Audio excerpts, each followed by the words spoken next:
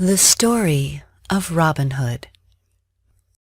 Long ago, England was ruled by the wicked and greedy Prince John. He ordered the Sheriff of Nottingham to tax the people so heavily that some were forced to become outlaws. Two of the most famous outlaws were Robin Hood and Little John. They were the best of friends and would steal the tax money from the sheriff and give it back to the poor. One day, Prince John was traveling by coach to Nottingham to pick up more tax money. He was so busy counting his gold that he didn't notice he was passing through Sherwood Forest, the home of Robin Hood. Nor did he see Robin Hood and Little John watching him from a tree. "Look at all that gold. Let's pay Prince John a little visit," Robin Hood said to Little John. In his coach, Prince John contemplated his gold. "Look at all this gold I have," Prince John was saying to himself. "Life has been good since King Richard left for the crusade. He treated his people too nicely." Suddenly, Robin Hood and Little John appeared by the roadside when the coach passed by, disguised as lady fortune-tellers.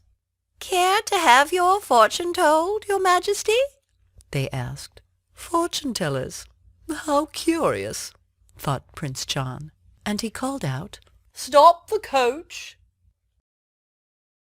While Robin Hood was telling Prince John his fortune, he managed to slip the royal rings off his fingers, and Little John sneaked into the carriage and helped himself to the prince's gold. Prince John never even knew he had been robbed until Robin and Little John were gone, and oh my, was he furious. After several days had gone by, Robin's friend Friar Tuck came to Sherwood Forest with some news. "Prince John is having an archery tournament tomorrow. The prize is 1,000 gold coins. You would win it for sure, Robin," he said. "I would love to, Friar, but if I show up, I'm sure they will capture me."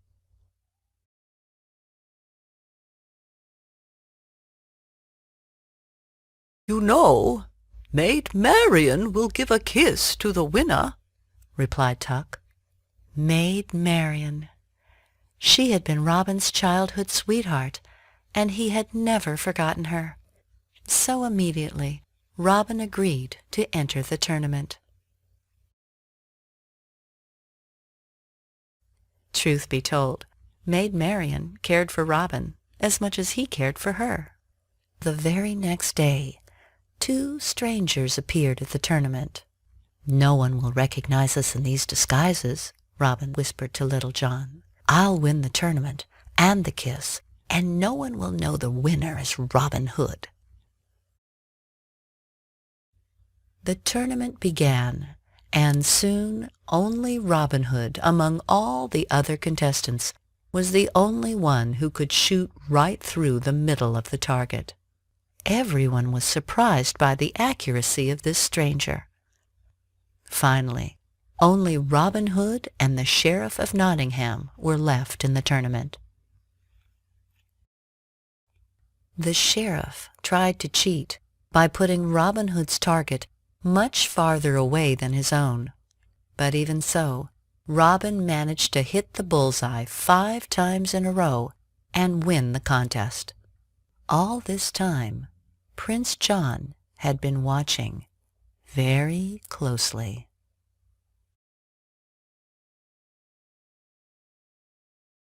When Robin came to claim his prize, Prince John said, "And now I name you the loser. Only Robin Hood could shoot an arrow as accurately. Seize him!" It looked like the end for Robin, but Little John sneaked up behind Prince John's throne and held a sharply pointed knife to his back. Then he whispered to the prince, "Let my friend go, or you'll be sorry." So the prince quickly told his guards, I changed my mind. Let him go." And so Robin was free again. Of course, when Robin Hood and Little John were making their escape, Prince John ordered again, "Guards, arrest those two thieves." Robin Hood and Little John fought off the guards bravely. Swords clashed and arrows flew. During the fight, Robin Hood managed to grab hold of Maid Marian's hand, and they all escaped into the woods. Oh, but Prince John was angry. "Double the taxes, triple the taxes. I'll make everyone pay for this." But of course, nobody could pay those taxes, and the prisons became more and more crowded. The sheriff even robbed the church and arrested Friar Tuck for objecting. But Robin Hood was a foxy fellow, and he made a plan for that very night. He and Little John climbed the high castle wall. Then Robin tiptoed up to the sleeping sheriff of Nottingham. Carefully and quietly, he stole the jail keys from the sheriff's own pocket. "Here, Little John, take these and open the cell doors," whispered Robin. Everyone in the jail was surprised to see a familiar face enter the room, and they cried out for joy. "Shh! Be quiet. We're breaking you out of here," whispered Little John as he freed everyone from their prison cell.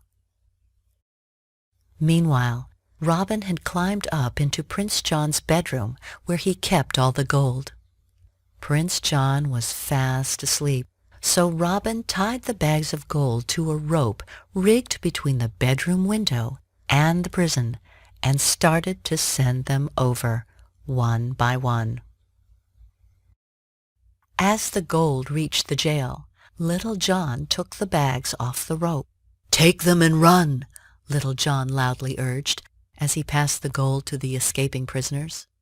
Little John and the prisoners managed to escape, but just then Prince John awoke. "My gold! My gold! Guards!" Trapped in the castle by himself, Robin climbed a high tower to escape the guards. "Robin's in the tower! Burn him out!" shouted the sheriff. Robin had no choice but to dive into the moat that surrounded the castle. "After him! Shoot him!" demanded Prince John. "He's in the moat!" All the sheriff's men fired arrows into the water. After some minutes without seeing him, Prince John said, "He's finished! Robin Hood is gone for good!" Even Little John thought Robin had drowned. "Poor Robin! He never had a chance," said Little John sadly as he tried to hold back his tears.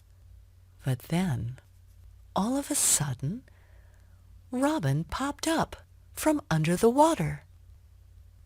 "Hey, Little John, don't be sad. I'm all right. I've been breathing the air through this reed." Little John heaved a sigh of relief, and he gave Robin a big bear hug. He was so very happy to see him. Soon after Robin's escape, good King Richard came back from the Crusades to take his rightful place on the throne of England. Prince John and the sheriff were arrested for all the bad things they had done, and happiness once again returned to the land. Robin Hood and Maid Marian were married in Sherwood Forest, and all their friends came to wish them well. The end.